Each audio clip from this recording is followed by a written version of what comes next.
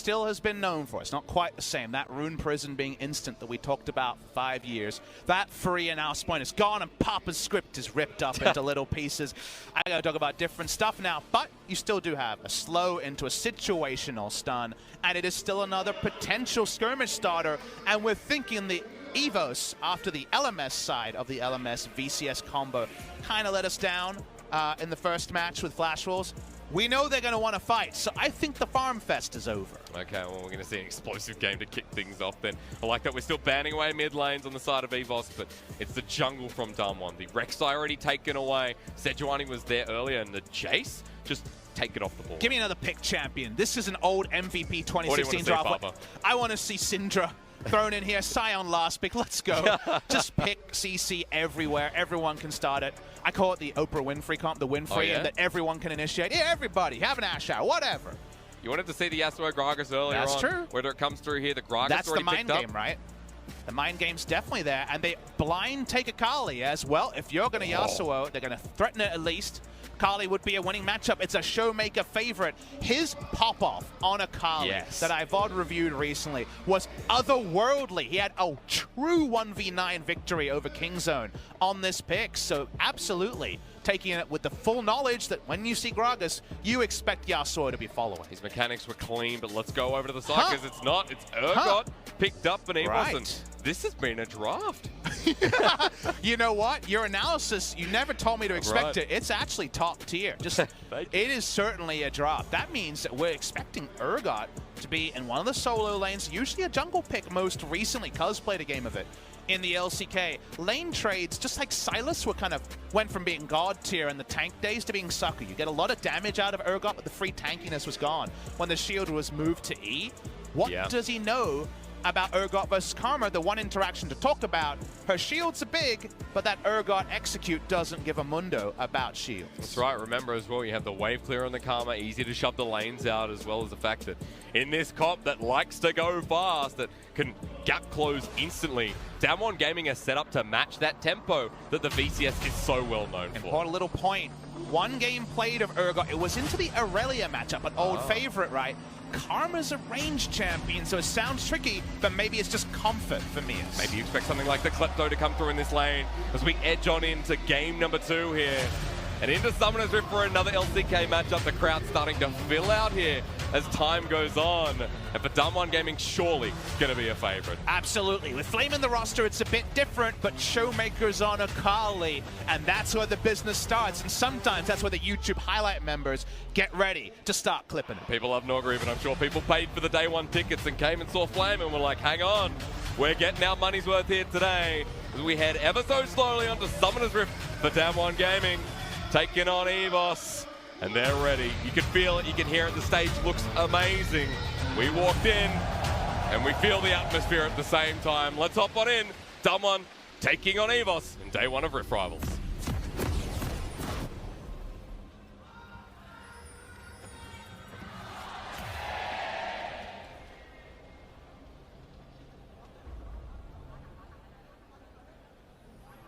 Understandably not going to be a responding chant. We did the, you know, we're gentlemen over here. We gave them their chance. They couldn't take it. Sorry, EVOS fans.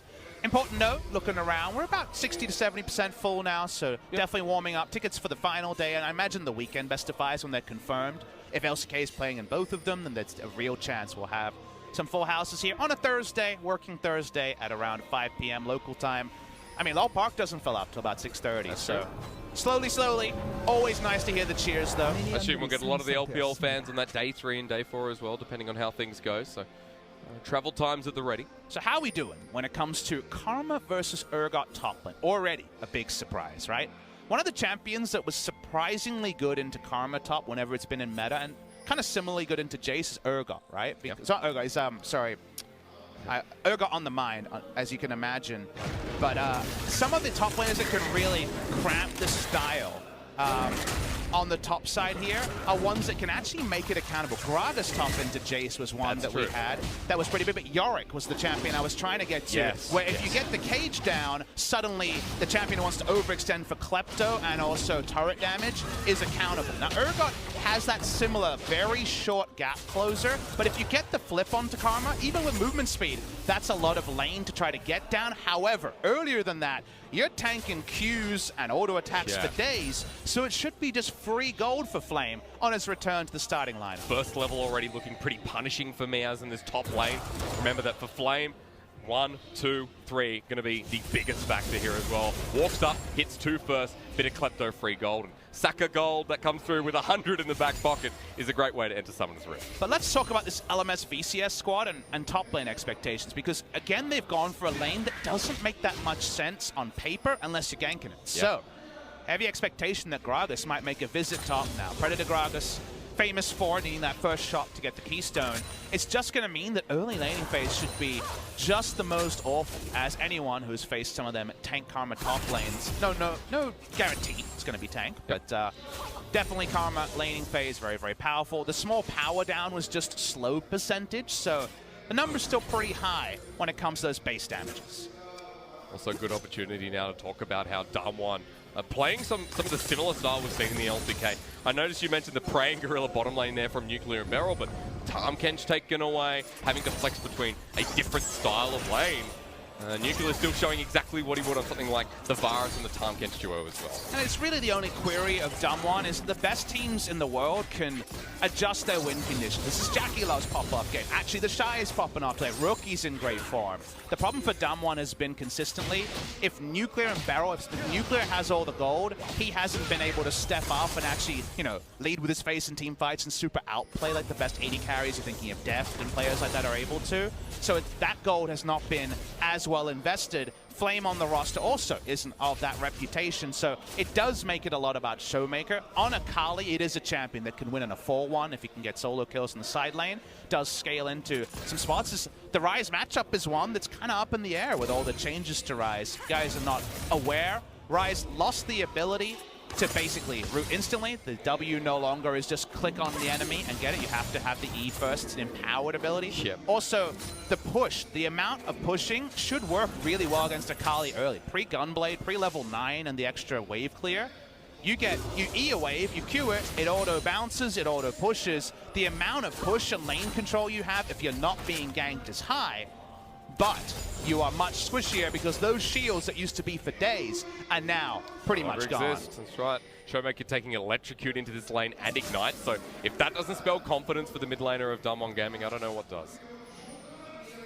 Let's see what style DAMWON want to take, because I think Karma joining the troops and Akali in the side lane, even with Ignite, is one way they can go. They can also just try to snowball hard. Very good lanes to gank here for DAMWON Gaming. Karma deceptively strong on the game because the tether is so long. Yeah. Even before the mantra is used. Zyra Khan, obviously a lot of engaged threat there, and Akali post 6 going to have some options. Canyon going for a very early Drake start here. They know Gragas' top side. He was spotted on a wall. Yeah, no way getting the vision, not going to mean too much. Control Ward dropped down, but to contest this means that we need to see Ryze coming down as well. 1K, 900. This is going to be a smite to Spirit. Goes down, no way. Wanting to take the fight like the VCS do, but DAMWON respond. They respond with a burst blood. Sorn coming through as well with Predator. He can't pop away. Canyon blocks him on top of him as well, and Canyon just wants to follow up. Sonic Wave, resonating strike, and to get away, Sorn is going to need a miracle, but everyone flashes in the end, and it's 2 kills for DAMWON to kick us off. It's a flash party at the end to justify the teleport from Flame. He'd probably want to have a do-over and go back to just hard farming on the top side. The ward, the aggressive ward, I believe, placed by Flame on one of his early pushings on the Urgot lane, spotted Gragas. They knew the Drake was theirs. EVOS were in 2 minds. We knew they were going to be bloodthirsty. We knew they were going to try to fight, but they don't choose the right time.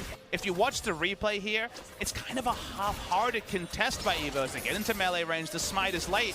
But the moment the first CC hits, the Blade Caller spells the end for the Nautilus. He didn't want to commit as well, trying to zone away Showmakers. So a really good coordination here from DAMWON, even burning 3, 4 flashes, I think it was in the end. Becomes worth it when you now have a 2-0 bottom lane about Nuclear. The question then becomes, Pupper, as you're talking about before, will Nuclear be able to transition this further for DAMWON? Well, if you have enough of an item lead, it does become easy, right? And the other thing to talk about here is it's cool to see Canyon making a smart map call based on vision and forcing objective on his own.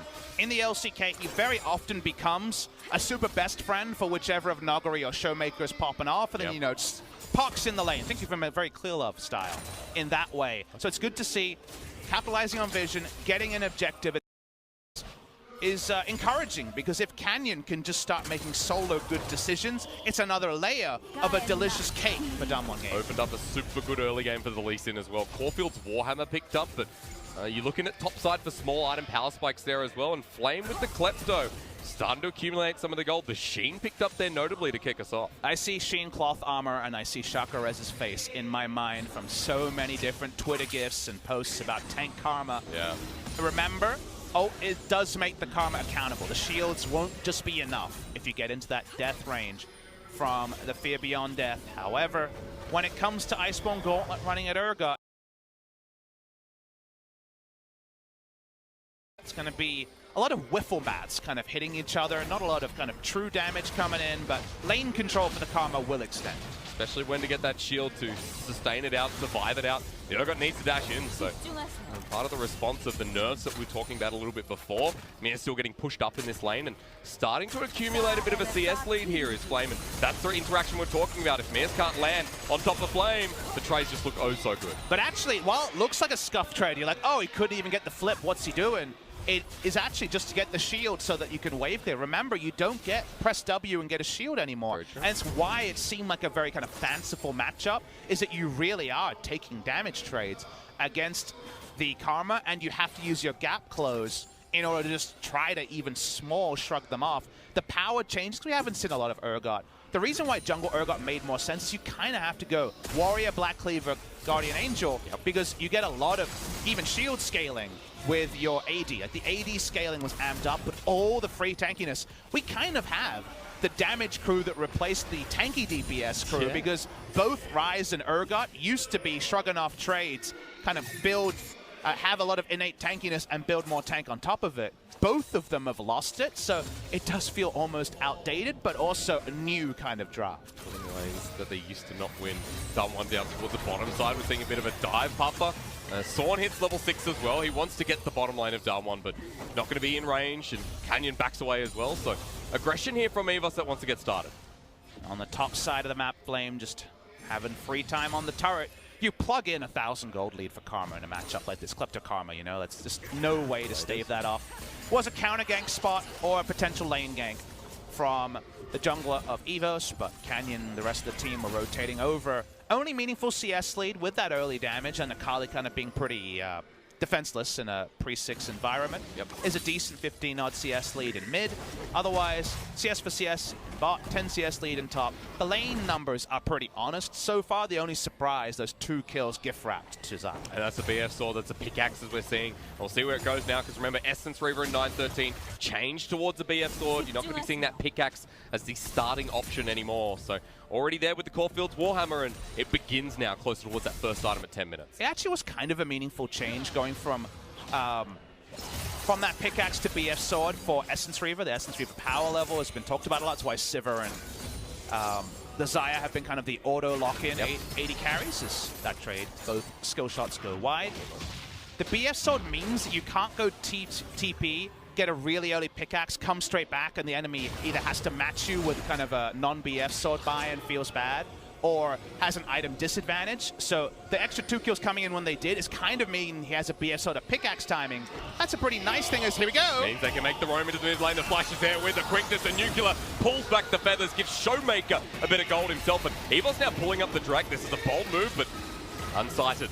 Yeah, it's Ships in the Night, right? They went to go for the Infernal Drake as DAMWON were going for the mid lane, and DAMWON end up trading overall the Infernal Drake for a kill and Rift Herald, which is instantly jammed top. And this Karma problem, it's an Urgot problem for now. Pretty soon, it's going to be an everyone problem. I think we're going to see the potential to dive as well up towards this top side. Canyon sticking around. Rift Herald eventually going to drop down, and maybe it stops for now. Sonic Wave is going to connect here from Canyon underneath turret. There's a 2-level difference. Canyon going to be locked up first. Ignite gets dropped down just to get him away, and that'll do the trick, but still the problem not quelled enough here for me as liking. Well, the Urgot is still someone you do not want to jump to turret dive. When I first started playing back in Season 1, I was on the official forums, kind of before Reddit took off. And there was a very famous meme when Urgot power level was super high and like 2010, 2011, which was a picture of Urgot saying jungle gank, double kill. And that's what can happen under turret still to this day. with the Fear Beyond Death. We see the replay in mid. You have to pre-pop the Rakan ultimate to actually get the full ability to use your suite of CC. It was pretty sweet CC. It got the kill, but bot lane, speaking of sweet CC. Yeah, let's knock him up. Beryl gets pulled back in, and I don't think DAMWON have a chance. They're now left with Nuclear in a 1v4. Pops the feathers to fly, but the explosive cast with the lockdown of Rune Prison. Even the Urgot comes down. DAMWON lose their bottom lane instantly, but get the top lane turret. Momentum still there. They're looking for that trade. It's a party in the bot lane. They get the double kill, but the lane state around it is a pretty painful one. They're going to need to back this up with multiple turret plates, and you want to get greedy, and you kind of want Soren and No Way to stop crowding out DivKid from just popping the turret plates solo, because if you're just sharing gold from this with the 2 kills, you're not actually getting kind of a super-powered Kai'Sa, which should be the minimum for a entire party in the bot lane at 12 minutes. And enables him to match someone like Nuclear, who even though he died, he's still at that Essence Reaver now as well. So DAMWON still trading to an equal effect, still up 2,000 gold at almost 13 minutes, and EVOS trying to take bottom lane control as a response. And we should confirm that No Way is subbing in for their recognized support in BioB. Do that full confirmation here. Was very surprising to us. We weren't given the late mail on that one. Hard to know if there's anything there. We'll ask our producers after the game to see if there's anything to update you guys on. But it is definitely a role swap support from someone who's played only 80 carry most recently. Here's the replay. Turns out you send enough bad guys, you do kill DAMWON's bot lane. Almost as fun as to play, even if you're an 80 carry main. So helps secure EVOS with their first 2 kills of the game. Things were looking good, but DAMWON come right back to lane, switch things around. DivKid and No Way still pushed under this turret. And the fact that this is such an early game means that there's so much turret plating to take across the map. But you don't want bot lane to be a children's birthday party where everyone gets a chance to cash in the gold pinata that is the turret plates. When you just invest everything to get a lead, for DAMWON to just reset from death and get free gold lets you know that they haven't been able to persist strength around the area they put everything into. And now we have just as many turret plates for DAMWON Gaming as we do for EVOS. That's right. Majority went just onto Nuclear as well, so still reaping the benefits right now. Canyon moving towards his bottom lane. He's been spotted out, setting up for another 3v3 where DAMWON still having that priority, still having the opportunity to get the shove in afterwards. And obviously Flame is really, really farmed, I guess we would call it, with farming Klepto and also the lane. He was proxying. His top laner teleported away. Turret's going to go down on the bot side here. We were hoping for that relentless aggression. Definitely a very VCS-style turret dive bot, but the reset after that has been a little bit disappointing because now we reset to DAMWON actually just owning map control in all 3 lanes. Yeah, they've only got one more turret to take in the outers, and that's through the mid lane where Showmaker's been farming away, catching back up to that rise. And the CS lead that once existed for this mid lane, which was such a good news story for EVOS, now no longer exists. And with Karma so far ahead, with the bottom lane there, DAMWON through 3 different lanes are taking their advantages and priority. And the only person who's kind of feeling pretty good about themselves, Ryze at the moment, got to farm out on a champion that can be very tricky to lane after the shield removals. You don't have the same windows. Against Akali you do, right? Because for the first 6 levels, you're just range versus melee and shoving her in. Level 9 is when Akali gets 5 points in Q and can fight back, and Gunblade is the very famous power spike. What we can say, though, is the new build you see in solo queue from basically every Ryze player is Don't Be style. Obviously, you would know this very well. Righteous Glory, tankier because you just don't have the shields to baby you through any trades. You can go full damage, but you better have a front line on point. Really good in composition like this as well with the Gragas Urgot paired with him, so it makes sense. But for DAMWON to get to that second item, EVOS going to need a little bit more time because DAMWON forcing the issue in the mid lane and No Way looking for something. Can't find the dredge one. And do you want this fight? EVOS say yes, but it's 2,200 gold lead, utility-focused build. Yeah. Coming through from Flame, who's grouped at the moment. We talked about how our expected 4-1 was the Akali in the side lane. That's what you were seeing. That's why EVOS tried to pull the trigger. Not going to be pulled off. Now Akali's here, and now EVOS, they probably should scram. It's a Cloud Dragon that's going to be contested, and one that for EVOS, walking towards it still. The question mark is there. DAMWON is a 5-man group, you're right. With Karma now level 11, that extra level onto Mantra. Shield's impenetrable, it feels like, and EVOS have no option. They're mid, they're top. What's the next play? The timer just doesn't work for them at 16 minutes in. There's no way to just walk at Baron and say, what if we do this? Nope, you're not going to be doing that. There's nothing top side for you to take advantage of. The minion wave pushed out. DAMWON looking solid. Expecting the map play to be even crisper with Flame on the roster. And here's something I'm going to say, and I'm going to say it confidently. If someone on this team is playing Karma, Flame is the one you want. Engage not going to be able to hit there. Nice buffering of the CC with the grand entrance. We already saw Nuggery. He's the only guy who got to play Karma in the LCK. And you know what? He farmed and then he didn't have a carry, so he didn't know how to win. That's true. With Flame in the roster, it actually fits them perfectly because you expect all those finely pruned with like a green thumb Gardener style on the side waves that he's so famous for. He's almost towards that third item. Remember that for Flame. Champion like this, just facilitating, as you said in Champ Select, that this is what Flame comes in to do. Facilitate the rest of DAMWON, and with Showmaker playing up, as you mentioned there before, a lot more opportunity for the rest of the members to shine. And now EVOS, whose VCS style is, well, when in doubt, let's team fight our way out of it. Your problem is that if Karma is there, she has just the most items to be strong right now. Her build doesn't feel that great at 35. At 17, it is very scary. It's so hard to do any damage to the Mantra Inspire AoE shield you get with RE. Speaking of Mantra Inspire, he's on the roam, he's on the move, and with those 3 items, the AP, the shielding, everything comes in perfectly here for the top laner of DAMWON Gaming. As they're still looking at this mid lane turret, something that EVOS are struggling to defend, and we're getting to that point where they might just have to supersede. Barrel walking to the side, flash up here. Right now they don't need to dive to get chip damage in. Wait and see if there's a force. Well, it's finally going to go down. DAMWON just run at it, and that seems to do the trick. Gonna take it there. Here the Korean side, they thought some action was coming, but EVOS had to either pull the trigger instantly, be super decisive, and the moment you think about the engage, it's too late. So smart of them to just pull away, but it's another advantage that piles onto DAMWON Gaming. Inspecting the inventory here, we do get tankier look. It is going to be a Catalyst and an Abyssal Mask, actually, on the way here. You think of Banshee Veil if you're Season 2 days, but it is going to be the Abyssal Mask coming through for the Rise. And you got to say, not the most allied damage outside of the Gragas to be empowering. I was looking more at the element of denying Showmaker, Flame a little bit, but you're right. So still an opportunity for that when we go towards the third item, if we see the transition towards the Righteous Glory, or maybe something else is, remember, it's the VCS, full of surprises. We're always hoping, right? There is the real chance that it's like last year, where unfortunately LMS had one team that was competitive, the other 3 not, no victories between them. Right now, it feels like the LMS VCS squad together, the Dashing Buffaloes, you know, the former Fengvu Buffalo, they're undefeated in the VCS. They were able to take games at MSI. It's hard to see them going winless, but otherwise, a lot of the other teams here have been questioned, but we're always ready to see them pop off on the international stage and turn a domestic style into an impressive performance. But with the form DAMWON's in and the fact that EVOS haven't got a strong start, you're kind of already looking at the map and saying, all right, they've got some champions that can delete health bars, but if Karma's there, that sounds tricky.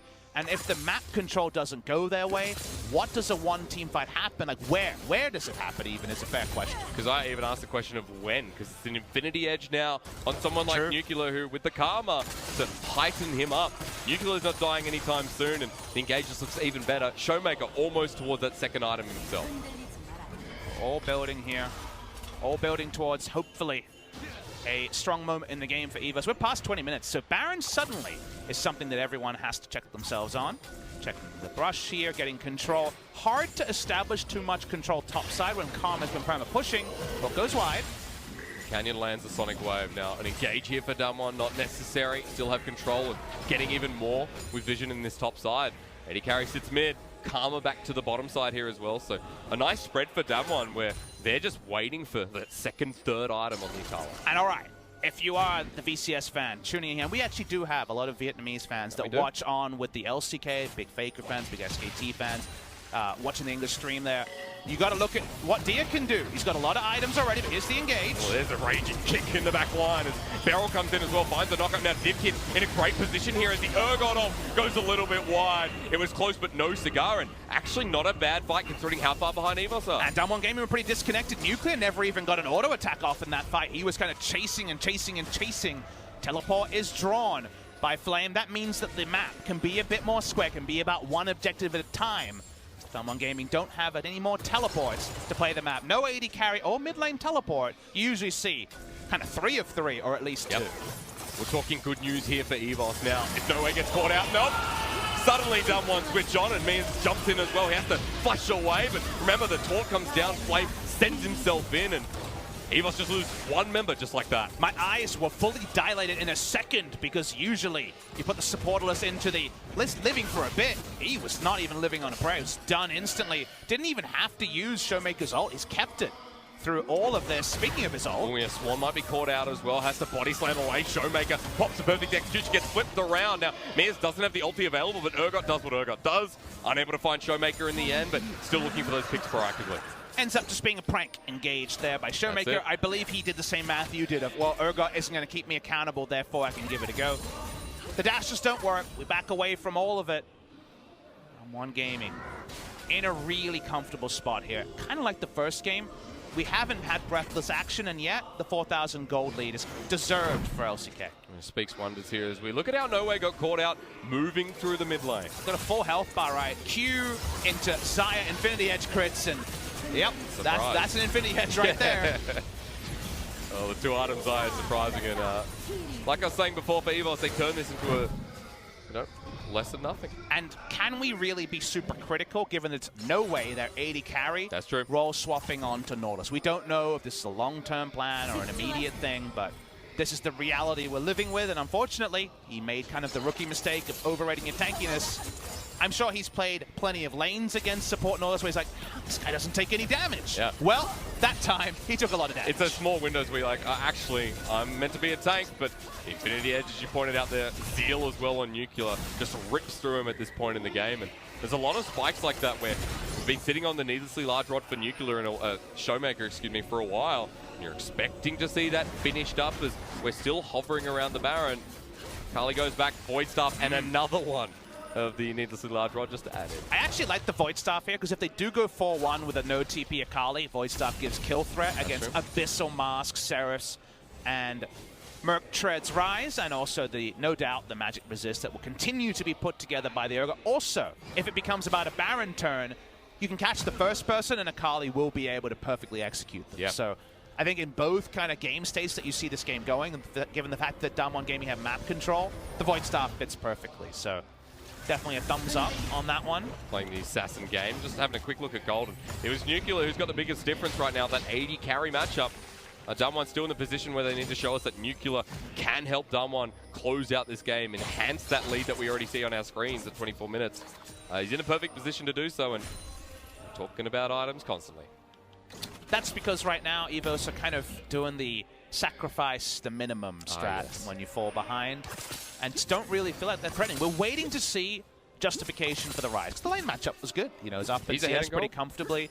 The pushing power makes sense against Akali early. It's just, what is Rise capable of now when the items start to roll? Is this going to be a Rylai's next? Possible. Ooh, okay. As the next item there. Could also just be something like the Merlinomicon as a consideration. Doesn't cut down on shielding, though. You wish it did, right? Yeah. With what's going on the enemy side. But right now, you know, the Realm Warp needs to be the perfect one. Again, if you just rewind and play this in January, you're like, oh crap, the tanky Urgot gets the free trip into the backline with the ultimate, then two tanks get in the backline. And oh boy, you're in trouble. Well, it's very different now. On patch 9.13, both those champions do a lot of damage, but are very squishy. So if you're going to take a one-way trip, you could definitely be staring at the lights if it goes wrong. Make sure it's the right one here for EVOS. Second item picked up now for the Urgot as well. And it's the adaptive helm that's going to do a lot against Showmaker. And of course the Karma as well. DAMWON moving across and setting themselves up, and DAMWON ready to get the pick. But while they're ready for magic damage, they're not ready for Xayah crit. Speaking of Xayah, that's a pick into the quickness, into the back line as well. Now Divkid in the position once again, but for DAMWON in the choke, it's going to be okay as long as Nuclear can keep running forward. But the Akali in the back line, Showmaker takes out two before getting corrupted himself. But Deer into the mid. Now for Canyon, gets taken out the Rise, finally paying dividends, but Nuclear still lives. And the Xayah is whipping out chains. DAMWON with their bottom lane looking to go forward, but EVOS trading like that is still a good news story. We get to see the Rise damage. We get to see the Xayah pop up. Both of them were likely, but Xayah having to choose between two split targets meant she could never fight front to back in awkward terrain around the enemy red buff. So yes, Xayah could have destroyed this fight, but the way EVOS played out and the flank that Dia was on actually made it hard, because this could have just been the game clincher for the side of DAMWON Gaming. With someone like Nuclear who you're relying on here, and into the back. Showmaker almost got towards that third, that four, that crispy outplay. You see DA's doing a lot of damage. The AoE, it's like old Rise from many moons ago. I'm not talking about the one from earlier this year. I'm talking about when he used to have AoE aplenty, right? His ult used to be Nikes plus all of his abilities doing sick AoE wombo. I feel like the AoE wombo might be back. Still remain to be fully convinced, but DAMWON Gaming, they choose a hard spot where they can't just have all the shields for days. Xayah run and just mow everyone down in the front line, and EVOS go way more even than the gold lead suggested. Level 16 Rise there, 3 items on him as well, so starting to see how this composition works, and EVOS giving us something to fight for here. Dragon may go down, but still, 4K at this point in the game, considering where it was leading, is a tale for how this next fight will go. So the hope for EVOS here is, if we can control and curtail one of Akali and Xayah, it's some sick no damage from Lee Sin, Karma, and Rakan. Especially relatively. Yes, a death cap is there, but obviously it's mostly for the utility on the Karma side. So if you can just delete one, and Rise, already we can see, can delete one person, there's a chance that DAMWON Gaming run out of damage. That could happen in this game, and if you can continue to fight in this like guerrilla warfare of your red side, there's outplay potential with things like the ultimate coming through from the Rise as well. So DAMWON have to be careful. This is not as simple as winning a 5v5 in even terrain. I still want to take it though. Looking forward to that red buff. Baron's still sitting up. They want that pick, but again the engage comes through from no way.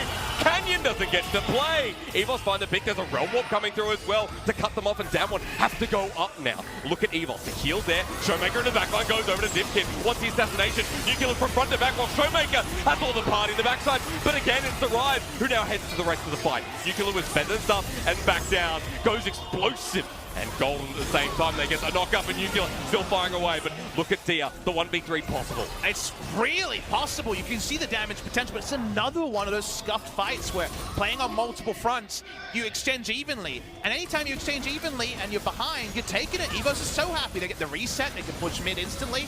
Welcome to New Rise, everybody. As DAMWON want to find the fight once again, though, moving towards Dia, but he can just walk away. Turret's not going to go down, but with that fight once again being towards the even trade. And these fights are not ones DAMWON are used to. They're fights where they don't have a top lane carry, and thus they need to be a bit more coordinated. DAMWON runs straight onto the Baron with a control ward. Full reset from EVOS. Baron at 10,000.